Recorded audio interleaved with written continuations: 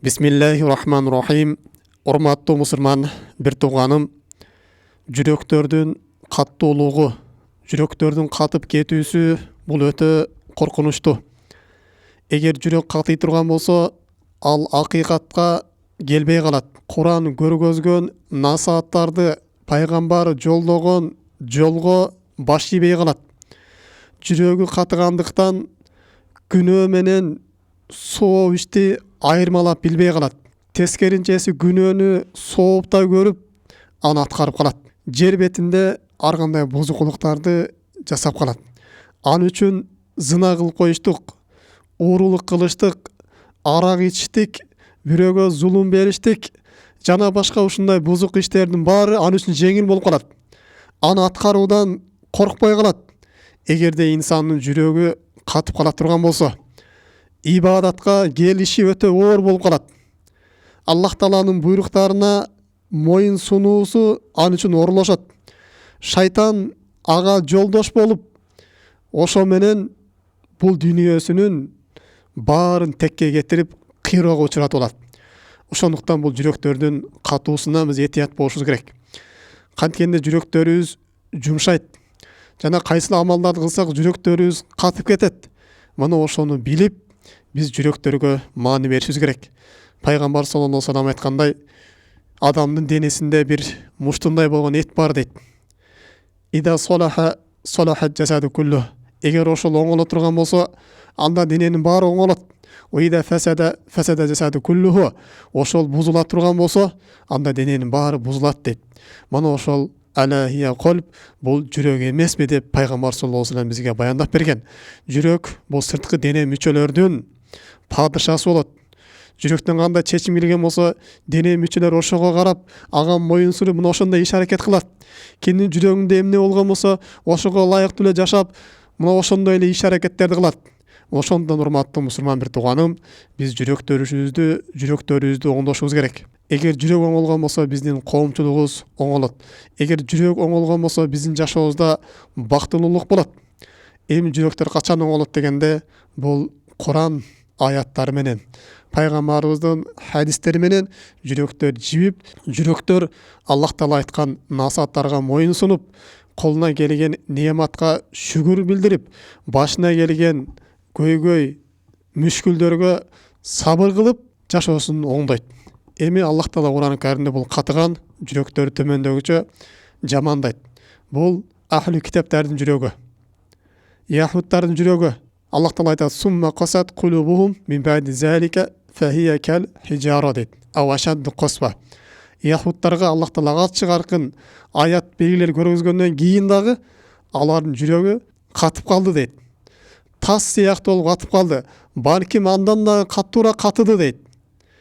Анткени ва инна минал хижараты лама ятафажжар минхул анхар.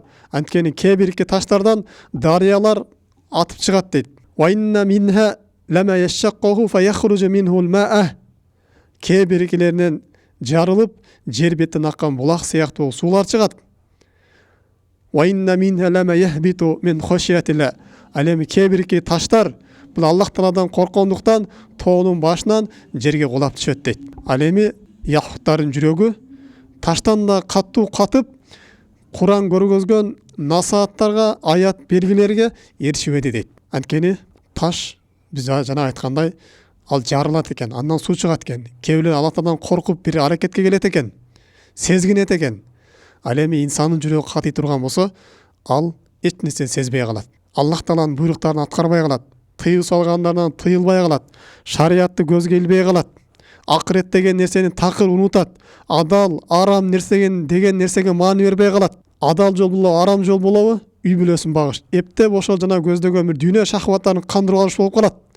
Бул катыган жүрөктөрдөн Аллах Таала өзү сактаган болсун. Аллах Таала Куран Каримде дагы бир башка аяттайда айтат: "Фавайлул лил касияти кулубухум мин зикрилла улайка фи далалин мубин." Аллахты эстебей жүрөктөрү мерез болуп калгандарга дейт, аларга кыйроо болсун дейт. Мына ушулар ачык айкын адашууда дейт. Аллахты жүрөк эскербей кала турган болсо, бул катыйт. Аллахты эскерген жүрөктөр катыган болсо, булар ачык айкын адашууда дейт.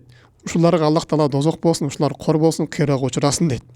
Демек урматтуу мусулман бир тууганым, биз жүрөктөрдүн катып калуусунан этият болушубуз керек экен. Жана ошондой эле Пайгамбар хадисинде келет: "Инна аб'адан наси миналлахи ал-qalbul qasi." Аллах Тааладан эң алыс адам бул жүрөгү каттуу адам дейт. Жүрөгү катып калган адам дейт. Жана Пайгамбар саллаллаху келет: "Арбаату минаш-шакаи" дейт. 4 нерсе бар, бул бактысыздыктан дейт. Адамды бактысыз кылат бул дүйнө жана акыретте. Биринчиси жумудул айн. Көздөрдүн катып калуусу, көздөн жаш чыкпай калуусу, Аллах Тааладан коркуп. Ва касаватул qalb, жүрөктүн катып калуусу. Ва тулул амал, дүйнөдөн көп нерселерди үмүт кылыштык, акыретти унутуп. Вал хирсу ала дүйнө, дүйнөгө ач көз болуп тойбой калыштык, бул жүрөктөрдүн катыганынын белгиси дейт. 4 нерсе ушул бактысыздыктан дейт. Жана Малик ибн Динар айтат: "Ма дуриба абду би уқубатин азаму мин касватил qalb." Аллах Таала пендени дейт, жүрөгү каттуулуктан өткөн нерсе менен жазалабайт дейт.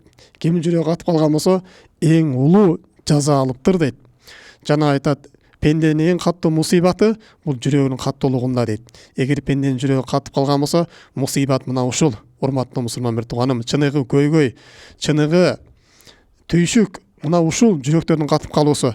Жүрөктөр катып калгандан улам ибадатка келбей калат. Адамдардын сөзүн укпай калат, элден уялбай калат, бетинен уят кетет, уятсыздыкка барат. Эч кимдин сөзүн укпай калат. Акыйкатты кабыл кылбай калат. Куранга келбейт, пайгамбар сөзүнө келбейт. Шариятты дагы көз келбей калат. Бул катыган жүрөк Аллах Таала өзү сактаган болсун. Эң чоң мусибат мына ушул нерсе, урматтуу мусулман бир тууганым. Эгерде инсандын сырткы дене мүчөлөрү кандай бир оору сыркоо кабылган болсо сакайышы мүмкүн, бирок жүрөктөгү катыган нерсени сакайтыш өтө оор. Эми жүрөктөрдүн катуу себептеринен бул биринчи эле Аллах Таалага көп күнөө кылгандыктан болот. Күнөөлөр жүрөктү катырат. Аллах Таала Кур'ан-ы Каримде айтат: "Калла бал рана ала кулубихим ма кану яксибун." Алардын кылган күнөөлөрү себептүү алардын жүрөгүнө ром басып калган дейт. Алардын жүрөгүнө дак басып калган, алардын жүрөгү карарып калган дейт. Мына ошо карарган жүрөктөр менен алар күнөө иштерге барат. Ошо карарган жүрөктөрү себептүү Куранды жалган дешет, пайгамбарга акарат келтиришет. Жана башка кандай күнөө болуп турган болсо мына ошолор жасайт. Жакшылык, кайрымдуулук иштер алардын колунан келбей калат. Бирөөлөр жакшылык кылып аткан болсо, алардын артынан ар кандай сөздөрдү айтат. Жана башка мына ушундай нерсеге барат. Бул жүрөктөрдүн карарган себептүү. Жада калса жүрөгү карарган себептүү бул инсан динден да чыгып кетиши мүмкүн. Пайгамбар бир хадисинде айтат: "Иннал му'мина иза азнаба канат саудау фи qalbihi." Эгер пенде күнөө кыла турган болсо, анын жүрөгүнө бир кара дак түшөт дейт. Эгер андан тооба алып кайта турган болсо, жанагы кара даг өчүрүлөт. Жүрөк кайта тазаланат дейт. Ошентип качан күнөөлөрдү жасап, бирөө истигфар айтпай калган болсо, анын жүрөгүнө рон басат. Орон Аллах Таала Кур'ан-ы Каримде айткан ушул кара дак дейт. Жүрөгү капкара болуп калат, Аллах Таала мөр басып коет. Канчалык Аллах Таала аят бергилерди ачык айкын көргөзбөсүн, ал ыйманга келбей калат. Канчалык акыйкат айтылбасын, анын көкүрөгүн көр болуп калат, көзүнө май басат. Бул биринчи эле жүрөктү катырган нерсе күнөөлөр экен. Урматтуу мусулман бир тууганым, биз күнөөлөрдөн көп тооба алып кайтышыбыз керек. Күнөөдөн тооба кылыштык мына ушул бизди жакшылыкка жеткирет. Мана ушул бизге ибадатка тавфик берет. Мана ушул бизди адамдарга жакшылык кылууга жүрөгүбүз жумшартат. Андан кийинки бул касратул калам би гайри зикриллахи таала. Аллах Тааланын зикиринен башка көп сөздөр сүйлөштүк. Ашыкча сөздөр сүйлөштүк. Бирөөнү гыйбат кылыштык, же бирөөнү ушак кылыштык, же бирөөнүн айыбын ачтык. Жана башка ушундай адам өзү муктаж болбогон ашыкча сөздөрдү сүйлөй бериштик. Бул жүрөктү катырат. Андан кийинкиси касрату дахак дейт. Көп күлүштүк. Бул да жүрөктү катырат. Ашыкча эле күлүп бериштик, жүрөктөрдү катырат. Пайгамбар саллаллаху алейхи айтат: "Ла туксиру дахика фа инна касрат дахик тумитил qalb." Силер көп күлбөгүлө дейт. Анткени көп күлүштүк бул жүрөктөрдү өлтүрөт дейт. Тирүү жүрөк бар, анан өлүк жүрөк бар. Кээ бир адамдардын денеси тирүү болушу мүмкүн, бирок жүрөгү өлүп калган. Ибадатка келбейт. Адамдар айткан насааттан таасир албайт. Кой адал эмгек кылайын дебейт. Акыретти унуткан. Аллах Таала будан сактаган болсун. Кээ бир адамдар бар, булардын жүрөгү тирик. Эгер кандай бир мавиза уга турган болсо, андан коркот, жүрөгү коркуп турат. Андан кийинки жүрөктү өлтүрүш нерсе бул касратул акил, көп жештик. Ашыкча тамактаныш бул да жүрөктү өлтүрөт. Өзгөчө ар кандай шек күмөн тамактарды жеген болсо, харамдан жеген болсо, бул жүрөктү өлтүрөт.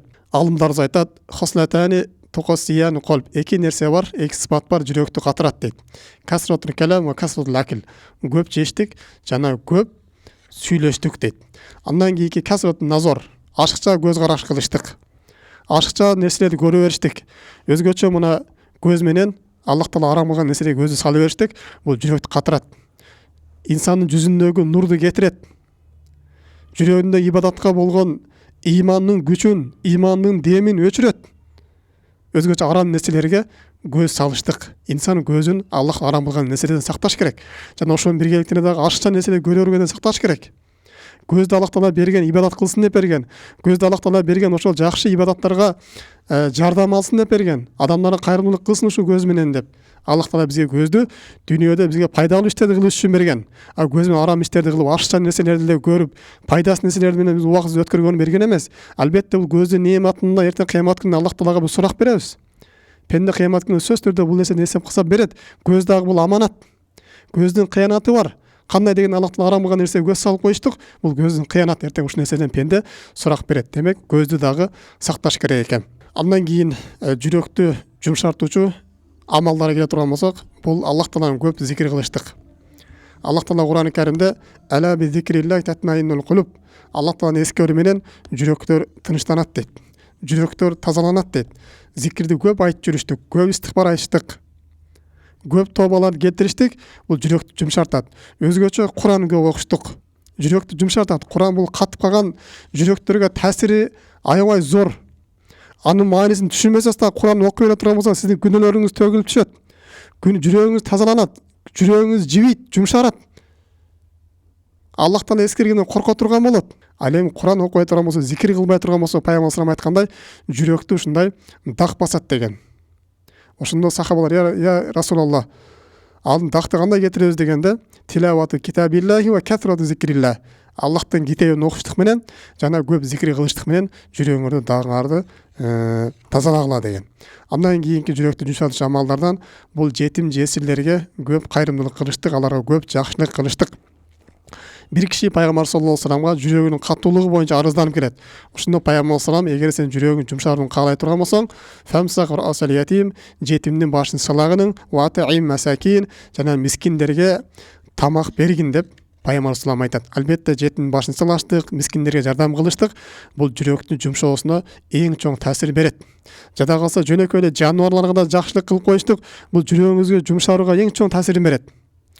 Андан кийинкиси көп өлүмдү эстештик. Бул дагы жүрөктөрдү жумшартат. Андан кийинкиси көп кабырларды зыярат кылып туруштук. Кабырларга барып алар менен сүйлөшүп туруштук. Бул да жүрөктү жумшартат, жүрөктүн катуулугун кетирет. Андан кийин да жүрөктү жумшартатын амалдардан бул адал нерсе кесип кылыштык. Адалдан жештик. Ар кандай шек күмөн нерседен алыс болуштук. Адал дегенде биз жей турган адал тамак аш бар, жана адал кесип бар. Бирөөнүн буйумун тартып алган болсоңуз, бул харам кесип. Адал минет кылган болсоңуз, бирөөгө жумуш кылып же башка нерсе, бул адал кесип, адалдан жеп атасыз. Ушул адалдан кесип кылыш жана адал тамак аштар тандап жештик, бул жүрөктөрдү жумшартат. Аллах Таала баарыбыздын жүрөктөрү жумшарткан болсун, бизди катып калган жүрөктөрдөн Аллах Таала сактаган болсун. Кыямат күнүндө бизди пайгамбарлар менен, сахабалар менен, шахидтер менен, солих кишилер менен бирге кылсын. Субханакаллахумма бихамдик, ашхаду ан ла илаха илля анта, астагфирука ва атубу илейк. Ассаламу алейкум рахматуллахи ва баракатух.